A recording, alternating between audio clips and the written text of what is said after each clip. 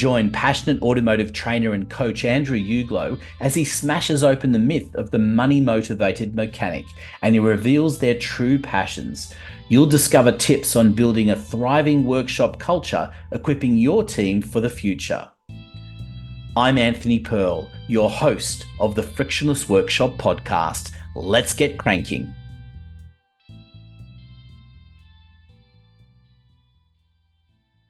So, Andrew, I wanted to discuss, what we call, and I know you'd like to call this term, hot potato issue. There are often complaints from workshop owners that all technicians want is more money. But it's not true, is it? I agree with what Confucius said around money. You can't eat it, but you can't eat without it. And there is certainly some room to pay technicians more money. If you look at the level of skill, knowledge, ability that is demanded of them, and you start mapping that across other industries, technicians, I believe, are clearly underpaid. And I don't know anyone that would honestly argue otherwise. The challenge becomes, well, let me ask you this question in response. And let me ask the listeners this question in response. How many technicians do you know that became a technician because they wanted to get rich? Yeah. I think the silence speaks volumes, isn't it? Because it's interesting, isn't it? Because that's one of the things is that people who become a technician because they're passionate about what they do and they love what they do. Absolutely. It falls into the 80-20 Pareto principle, right? Roughly about 40% of technicians love cars, like they are just enamored by cars. And that was certainly me. I did work experience in a workshop and it was just like, this is the best thing ever. I can't think of anything I would rather do. And can I say, I've loved it ever since. It has been a thrill. There are other people who are just good with their hands. They love tinkering. They love solving problems. And automotive is like the field for that. They get to do all sorts of stuff that you wouldn't otherwise necessarily do. Certainly things that you wouldn't get to do if it were a corporate environment. And then there's 20% of people who just happened to wake up one morning and found themselves in automotive. And they do okay. Sometimes they get passionate. Sometimes they get terribly disengaged and leave. But certainly the 80% of technicians in the business are doing it because they either love the problem solving or they love the cars or both. And money was never a consideration necessarily in doing it. They look at the money and they go, oh yeah, but gee, this is fun. And I think that money is certainly becoming more and more important, particularly given financial environments that we're in presently. And the shortage of skills, I think, has contributed to making up some of the gap that technicians should be paid for. And at the same time, businesses need to be sustainable, right? Henry Ford said that a business should be operated for profit. And a business that is only or solely operated for profit shouldn't exist. It should be a combination of the two. It should be operated for profit and for meaning. And so as workshop owners, as workshop management, when we, I call it a whoops, when we have only one performance standard, whoops, and that performance standard is financial, we do a huge disservice to the technicians. And I believe it is a contributing factor for some of the staff turn in the industry, never mind in workshops around the country. And it's an interesting idea that you talk to as well, because, in my experience across a range of different industries, there is often this, this gulf between sales and operations. And I've worked in industries where they've almost literally come to fisticuffs because of the disparagement between who is the more important, the person out there on the ground selling all the time, or the person making sure things are operating as one. And part of the key is I believe as well, is getting those things to work in unison, but also working behind it as well and understanding what are the real issues that are driving, you know, the mentality in asking for more money?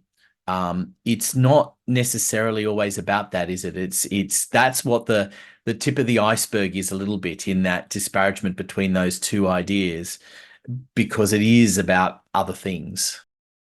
Look, most definitely. And I'm going to argue black and blue that if you only make working in a workshop, working on cars, service and repair of vehicles about money, you're making a rod for your own back. Don't get me wrong. You need to pay good money. You do. That's the fact of the matter. And being a tech, I would never say no to money. Don't get me wrong. There's overtime. I'm up for it. Let's go. I'll take the money. But when we only make it about money, when we only incentivize people on the amount of money that they make, I think that is profoundly toxic.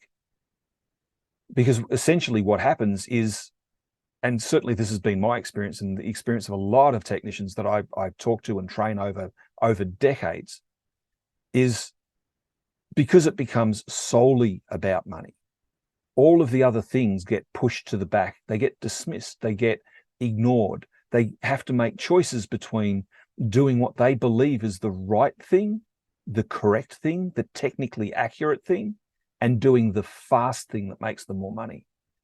And when you incentivize, when you financially incentivize people and it causes them to give up values, to give up things or beliefs that they hold to be true, and valid beliefs too, not just invalid beliefs or false beliefs or incomplete beliefs, but actually genuine things that were the reason why they started in the trade. When you start forcing people to do that, that is a violation on a personal level. That is a big deal. That's not just a trivial thing. That's a huge deal. And you do that often enough, it kills your soul. It absolutely destroys the reason that you're there in the first place. And all that's left then is about money. And of course, when it's only about money, guess what? The technicians start to only work for money. And if someone else is going to pay them more money to work for them, they'll go and work for that person's money, not your money. And I think this is an issue that's been entirely lost in the industry, is certainly in the dealership world and perhaps other independent or franchise workshops, is because for the owner, it's all about the money, right? If you're not making profit, you're in a world of poo. Like for the business owner, it's about the money, but for the technician, it isn't. And I think projecting that mentality on technicians has been terribly toxic, and has been a key reason why a bunch of them, certainly people that I know, have left. Like there was a gentleman, we were really quite good friends. He was a gifted operator. He made the business a lot of money. Excellent with customers, excellent with staff, fast, like crazy fast. I aspired to be as fast as this guy was.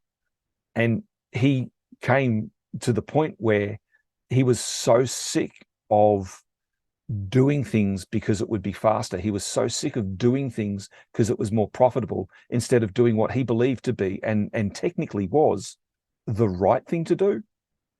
He couldn't face work anymore. And I can tell you dozens of these guys that get to this point where they've just had a gutful. I'm done. I'm out. And it starts out as professional attendants, right? They rock up, they do the stuff, and then they leave. And their work quality drops off, their rate drops off, their enthusiasm drops off. You see it. They come to training 6 months later and they're a different person. It's like, well, what's going on with you? Oh, work's shit. Why is work shit? Oh, they only care about money. Well, don't you want to get paid more? Yeah, for sure. But not if it's going to cost me my passion, not if it's going to cost me my enthusiasm, not if I'm going to be forced to do stuff that I think is wrong or dangerous.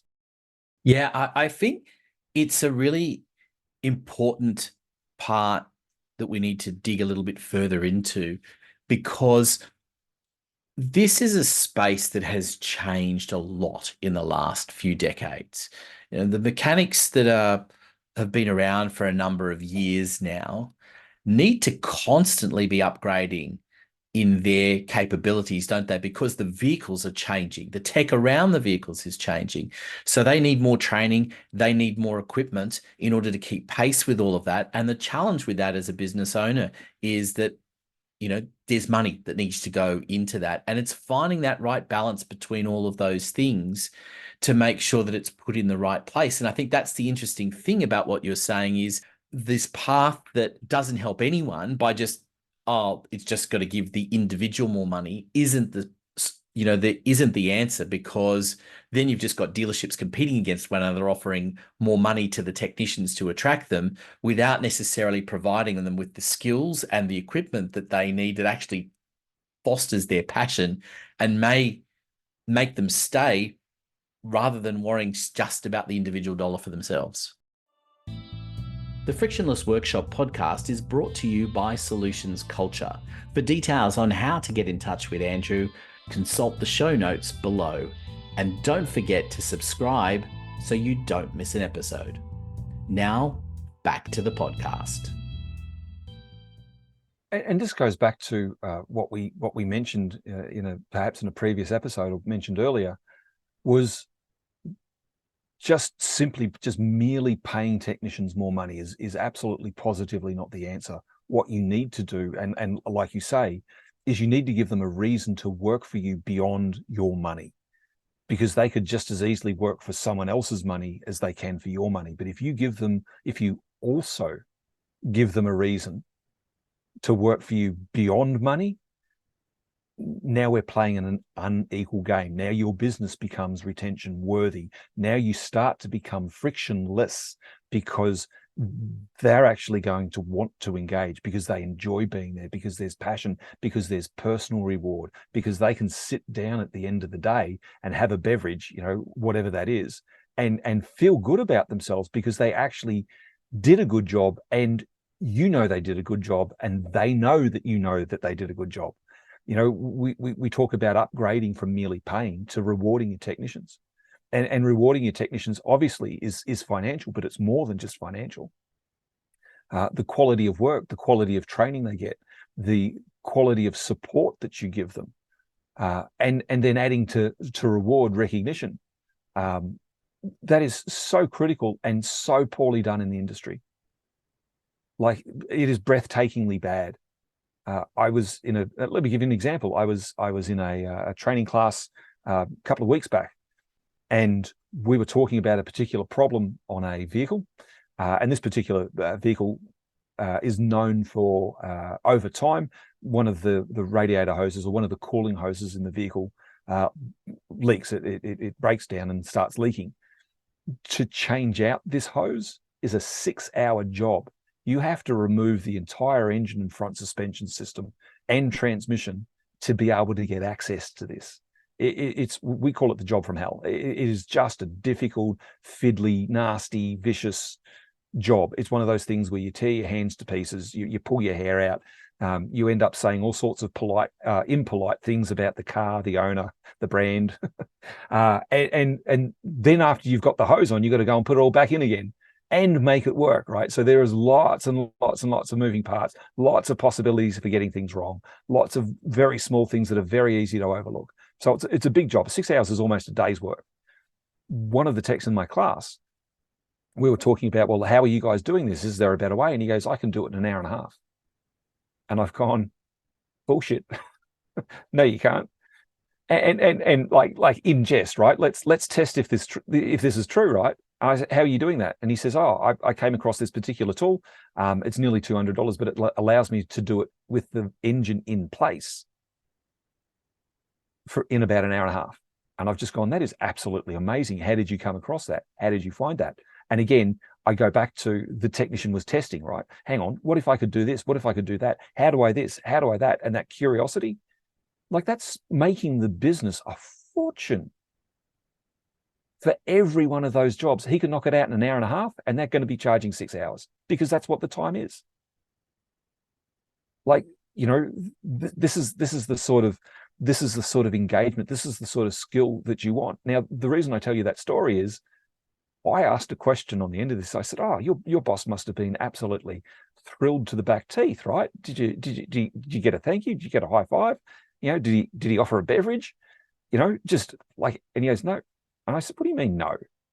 And he said, there was nothing, absolutely nothing. And I said, so you're making this guy a fortune because you figured out how to do this and paid for the tool yourself, and he didn't even have the courtesy to say, freaking well done, that's awesome.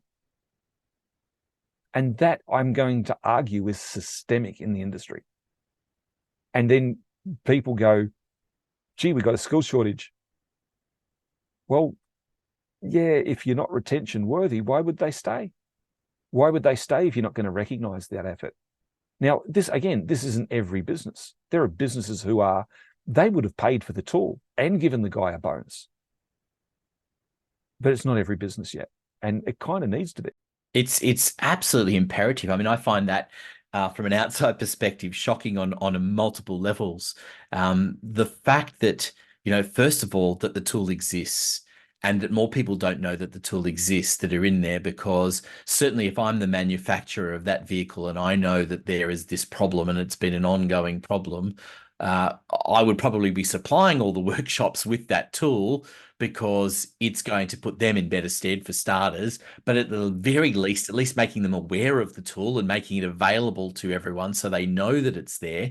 And then, as you say, not recognizing the individual that was involved in doing that, because you could afford to pay the guy an extra couple of days worth of bonus because it saved you days and days worth of work, and increased your profitability hugely by having that. And it's not even just that, it's the openness to encourage and foster that kind of thinking, to say, hey, this guy went out of his way and he found something and he got rewarded for that. Imagine what the other people in the workshop then think about what they want to do.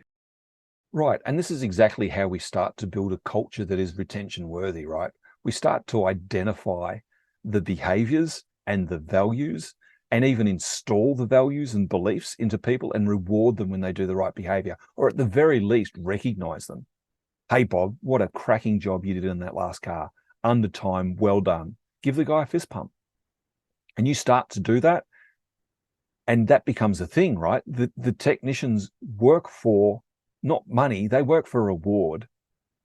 And that recognition forms part of the reward. It doesn't necessarily even have to be financial. Absolutely, it can be, and there are cases where it should be. But you know, actually pay attention when technicians are doing the right thing and going and acknowledging them. I've worked in workshops where the foreman was that person, and he would go around and go, "How you going, Andrew? Oh, well done on that last job, Andrew. Oh, brilliant diagnosis. We had no idea it was going to be that good stuff." Someone else, oh, great time. He always found something positive to say to the technicians, and we punched out our gross labor per month out of that workshop we were punching well above our weight, because people wanted to be there. People felt like they belonged. People actually were recognized for the skill and knowledge and ability that they brought to bear on these things. And then we had a change in management, and that same workshop dropped by nearly 60%. And the only difference, all the policies were the same, all of the bonuses were the same, all of that sort of stuff stayed exactly the same. The only difference was now no one noticed. It infuriates me when I hear about that, because it's so simple. It's so simple to have a CEO, an owner, someone who's in that senior management role, of just doing those little things, because it proves that it's not always about the money, that sometimes just that simple level of recognition can make all of the difference and make it that much better for someone to turn up at work the next day. There was a study done some years ago, and I'm sorry I can't actually quote the people who did the study from memory, but it was a lady who was working with an orphanage. And of course, you couldn't do this study now, right? You'd be arrested for abuse, among other things. But they wanted to find out what the ratio was of positive enforcement versus negative enforcement, or encouragement versus discouragement. If I encourage this person 10 times and discourage them once, is that the right ratio? Do they work out better for that or not? Or does that do them harm? Should the ratio be, 5 to 1, or whatever the number is? And the net result was it was actually somewhere in the range from memory of about 7-1. So 7 encouragements for every 1 discouragement or rebuke was about the ratio that you needed. I read another study and I think it was 12 to 1. So somewhere between those two numbers. So 12 times going, Anthony, you're doing a cracking job. You should be really proud of what you're doing there. And then, and don't get me wrong, this is not about ignoring poor behavior, but this is simply about offering encouragement when people are doing the right thing. And this is how you build culture, right? You encourage the right thing. What they actually found, though, the actual ratio in the real world was 1 to 22. So for every 22 negative experiences, discouragements, rebukes, people were getting 1 encouragement. And we wonder about the quality of the culture that we work in when that's the case. Andrew, I wanted to ask you a question about responsibility. When it comes to technology and keeping up to date with the latest in terms of training and what the facilities are that needs to be involved, who's responsible? Who needs to take the lead in this? And isn't that a tough question? Hey, I'm going to go that it starts with management. If management don't take ownership and responsibility for this, it's hard for the technician to do so. Simply because management ultimately control the time, that they control time in the business versus time in training. Technicians can also and should also take responsibility, as in they should, in fact, in their own time, go and watch videos, read things, learn things, do homework, all those sorts of things to constantly stay on top of it. But ultimately, it's the responsibility, I believe, of the management to resource their people effectively. And resource plays out like physically, as in, does the workshop actually have the equipment? Is the internet of the standard that makes working on the car possible at speed? All those sorts of things, like the physical resources. Then, of course, there is the learning resource, as in, are these people trained? And training is ongoing. It's not something that's ever going to end until we reach an end to technological innovation, and so it's never going to end. And so the technicians need to be across it. And I'm going to argue this is a fear that technicians have, and I deliberately use the word fear because they fear doing the wrong thing because they don't know. And when your motivation is fear, guess what sort of results you get? Guess what sort of engagement you get? And the way you address the fear as a bare minimum is technical training.